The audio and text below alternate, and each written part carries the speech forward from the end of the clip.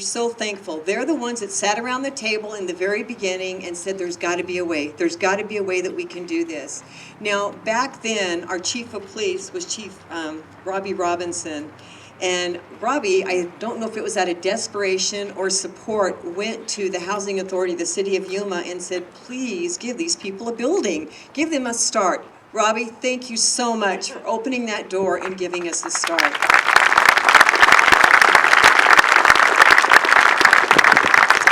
When they opened up that door and they let us move into the Housing Authority, the City of Yuma building down on Colorado Street, that was the beginning of the dream. Now, we knew when we got there that that was not the end of the dream. That was just the start of being able to provide services.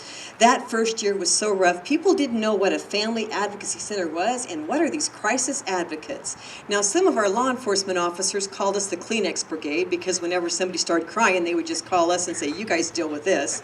But then they started seeing what happened when we started dealing with those crying people. Those crying people became stronger. They became able to answer questions and talk. Hey, they were easier to deal with. Maybe there's something to this advocacy thing. And so that first year we had 48 victims, that was it. This last year we had over 2,200 victims. That shows you the difference. People are feeling comfortable reaching out. Now, we outgrew our current location about 5 years ago, but because of funding, we had to just work on our program more so than anything else.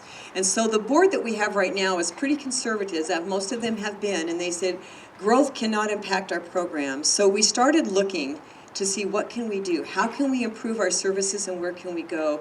Now, you would think looking for a big building would be an easy thing to do, but it was not. It was a very difficult thing for us to find a building that we could make into a program. So first of all, what we did is we sent Trevor, our development coordinator, we sent him all over the state and said, go to every center you can find, look at them, ask them what are their strengths and what are their weaknesses. What do they think they should have done better? And then let's come back and figure it out. So that's exactly what he did. And then he came back and he told us what the strengths and what the weaknesses were and started putting together a design. And so once that design was put together, we went and looked for banks. Banks aren't always real excited about dealing with nonprofits just because they know where our money comes from you guys. And if we can't make it with you, then we're going to have a hard time. First Bank Yuma is first for Amberley's Place. They stood up to the plate and they worked with us. Brian, I can't thank you enough. Brian really went. Brian really spent Brian also had brown hair when we started and a lot more hair. So sorry, Brian, but thank you so much for what you've done for us. But the bank stepped up and said, you know what, we're going to design a loan to make this successful and make it work. So we found this building. And then we had to come up with an architect. Chris Thompson, we took our dream to him and said, this is what we want, Chris. Can you make it a reality? Can you draw this up? And Chris kind of scratched his head and said, okay, we'll figure this one out. And as you go through and see the building, you'll see that the admin side is all glass windows. And the reason that it's all glass is because there's only 10 of us. And we wanted to be inclusive. We wanted everybody to feel like they were part of a team and not to have walls and things that were going to separate us, because our team effort is what makes us the strong group that we really are. And so Chris was able to put that together and make that design concept to become a reality. Then we went out and recruited, and we got Drew to come in and bring all of the the subcontractors in.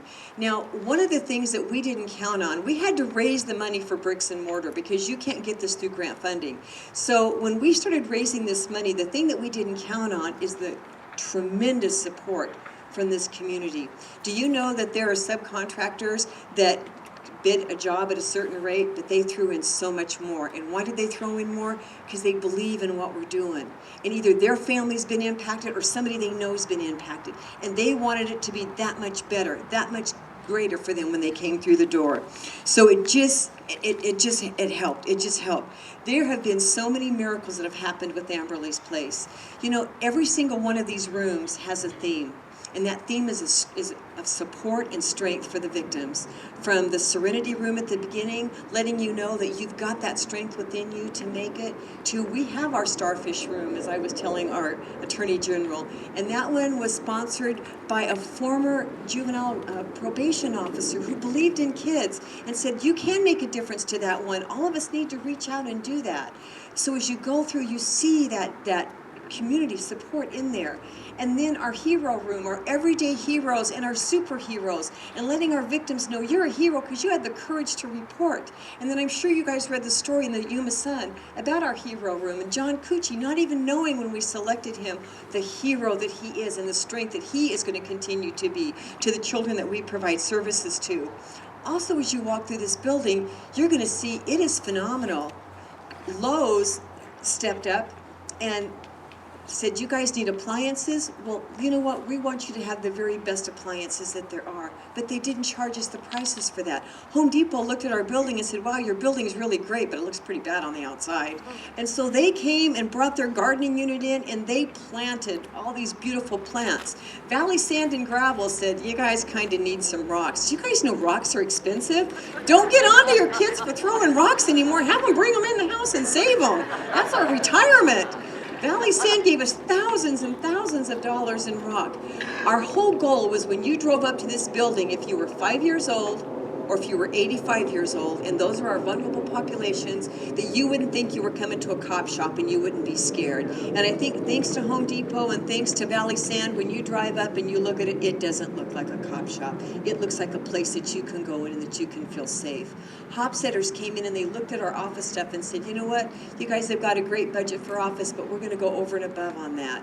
Every single one that we reached out to, they just made it better because they believe in what's going on and they want the victims in this community to know you're cared about, you're believed, you're cherished, and you know what, you're going to make it. So as you go through and you see whether it's the sponsorships or whatever it is, you realize your fingerprint, every single one of you who was here, your fingerprint is on this.